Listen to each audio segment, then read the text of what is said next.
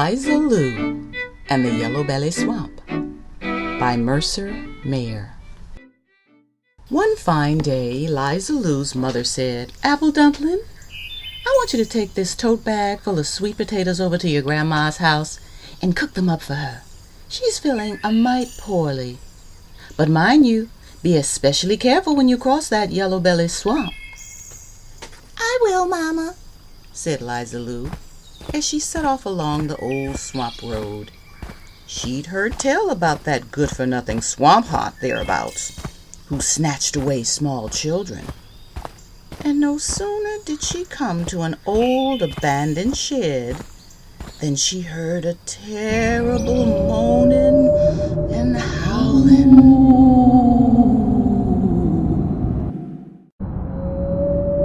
Sure enough, out of that broken window jumped a pale, nasty swamp haunt. "Liza Lou," that swamp haunt moaned, "I'm gonna snatch you away."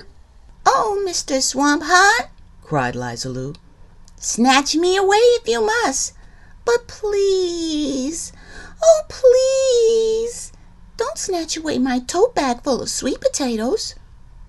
Now, a swamp haunt may be good at snatching, but he's none too good at catching on. Lickety-split, he snatched that tote bag right out of Liza Lou's hand. "Oh no!" cried Liza Lou. "Whatever you do, don't carry those sweet potatoes over to my grandma's house. And please, oh please, don't cook them up in a pan." But before you could say, "Yellow-belly cottonmouth possum up a tree, you can catch a swamp fever, but you can't catch me," that good-for-nothing haunt ran clear through the swamp to Grandma's house just so he could cook up those sweet potatoes and make Liza Lou miserable.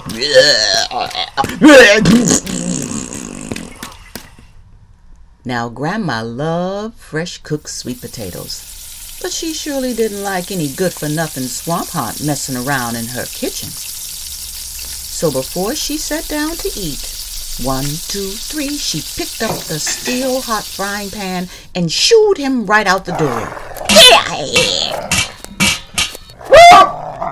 By that time, Liza Lou was safe at home, having a fine sweet potato dinner with her mother.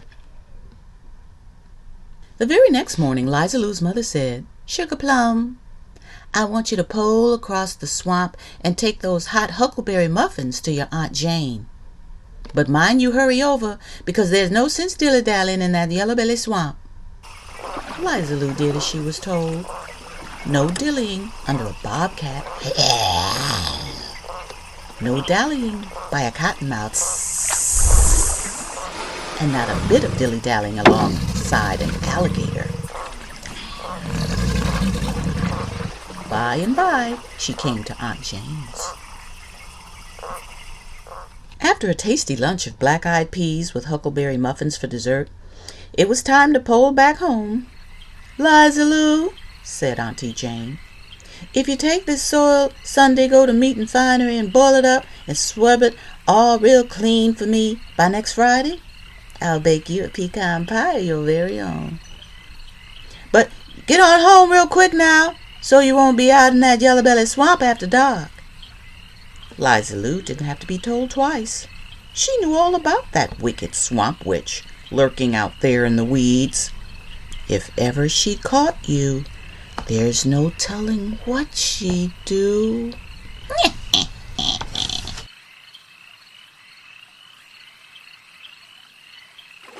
Well, no sooner had Liza Lou poled around a big clump of cattails than a snarled hand reached out and grabbed her.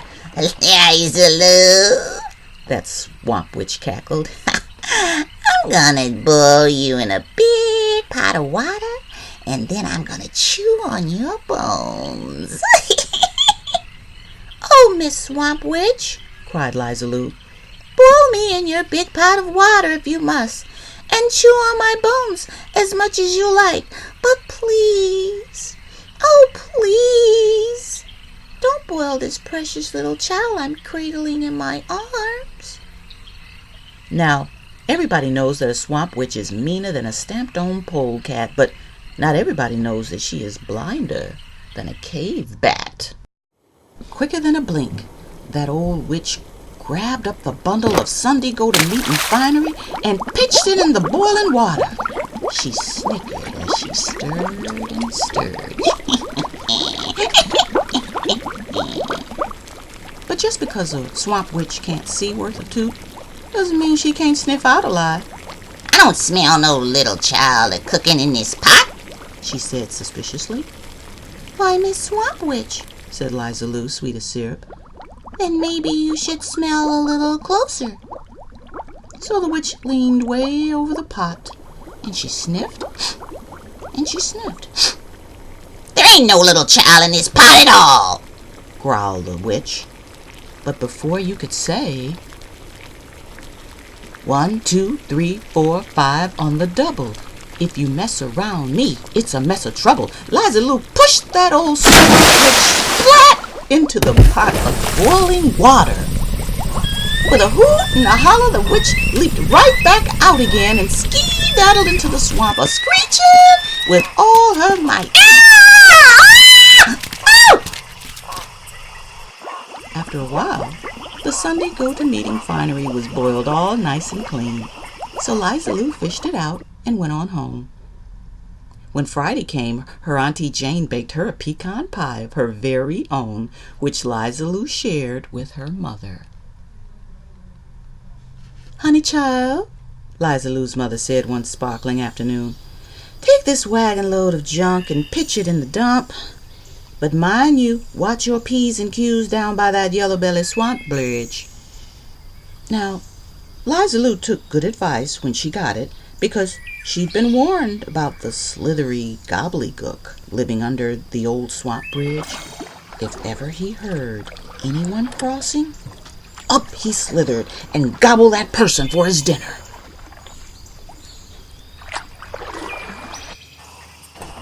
No sooner had Liza Lou crossed the rickety old bridge than, sure enough, the gobbledygook crept up out of the mulky goo and said, "My, here comes dinner." "Why, whatever do you mean by that, Mr. Gobbledygook?" said Liza Lou, bold as brass. That means I'm gonna gobble you up right here and now. "Oh, that does make me feel better," said Liza Lou. "Gobble me up if you must. Go right ahead. But please, oh please, don't gobble up this valuable treasure I'm trucking in my wagon." Well, a gobbledygook, he doesn't know what a treasure is from what isn't. He just likes to gobble. So he asked greedily, "Is that treasure good for a goblin?" "Nobody gobbles treasure," said Liza Lou. "Everyone saves it." "Child," the gobbledygook said, "don't you tell me what to do, 'cause I gobbles anything I like, and the first thing I'm gonna gobble up is that treasure." And he commenced to gobble the whole wagon load of junk. When he was done, he turned to Liza Lou. "Now, I'm gonna gobble you up." But try as he might, he couldn't even stand. He had gobbled far too much junk.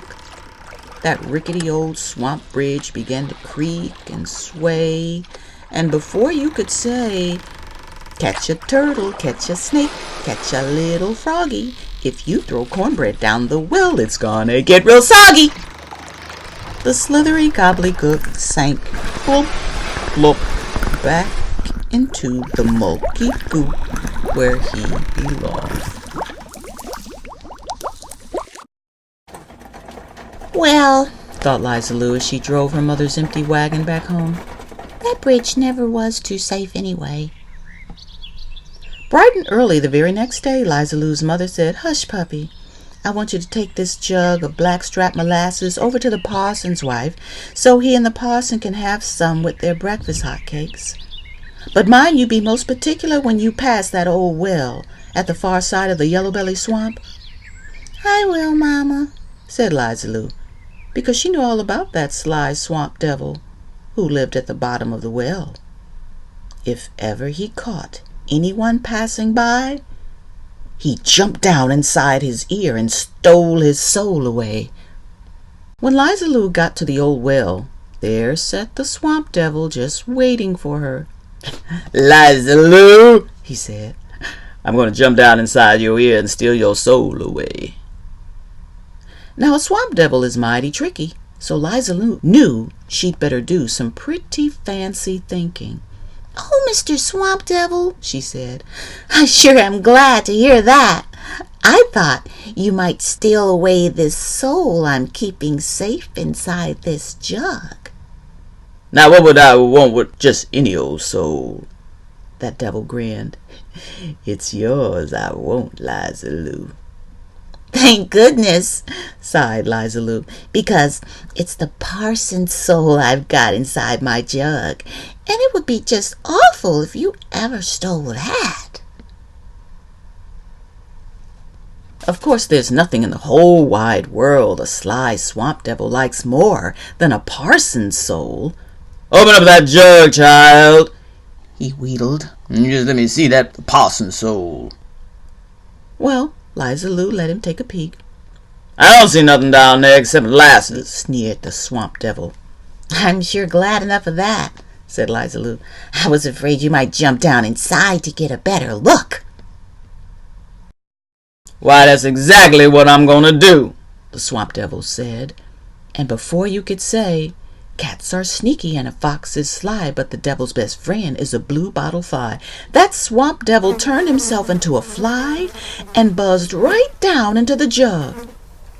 "There ain't nothing down here at all," hollered up the devil. "Oh, yes, there is, Mr. Swamp Devil," said Liza Lou. "You are." And with that, she pushed the cork into the jug real tight. Then Liza Lou delivered the jug just as her mother had told her, and the parson and his wife sat right down to enjoy a nice breakfast of hot cakes and blackstrap molasses. The parson's wife poured some over her hot cakes. "What?" she said. "There's a fly stuck in this molasses." "Well, my sweet," said the parson, "why don't you just swat it?" And that's exactly what she did.